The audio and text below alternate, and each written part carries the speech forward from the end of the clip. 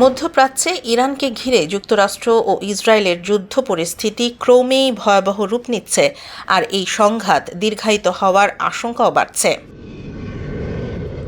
গত ২৮ ফেব্রুয়ারি যুক্তরাষ্ট্র ও ইসরায়েলের যৌথ হামলায় ইরানের সর্বোচ্চ নেতা আলী খামেনি সহ কয়েকশো মানুষ নিহত হওয়ার পর পরিস্থিতি আরও উত্তপ্ত হয়ে ওঠে। এর প্রতিশোধ হিসেবে ইরান বিশ্ববাজারের গুরুত্বপূর্ণ তেলপথ স্ট্রেইট অফ হরমুজ বন্ধ করে দিয়েছে। ইরানের সামরিক কমান্ডো খাতাম আল আম্বিয়া সতর্ক করে বলেছে, যুক্তরাষ্ট্র, ইসরায়েল এবং তাদের মিত্রদের যে কোনো তেলবাহী জাহাজ এখন তাদের বৈধ লক্ষ্যবস্তু।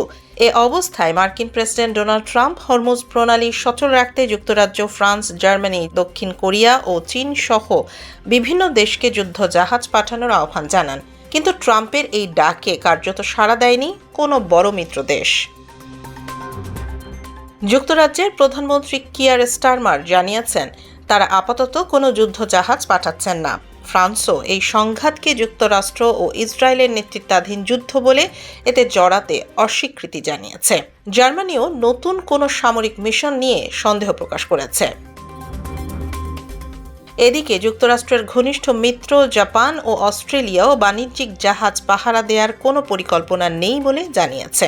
সব মিলিয়ে আন্তর্জাতিক অঙ্গনে যুক্তরাষ্ট্র অনেকটাই একা হয়ে পড়ছে বলে বিশ্লেষকদের আশঙ্কা। এমন পরিস্থিতিতে প্রেসিডেন্ট ট্রাম্প সতর্ক করে বলেছেন, হরমুজ প্রণালী সচল রাখতে মিত্র দেশগুলো এগিয়ে না এলে জোট ন্যাটো এর ভবিষ্যৎও সংকটে পড়তে পারে।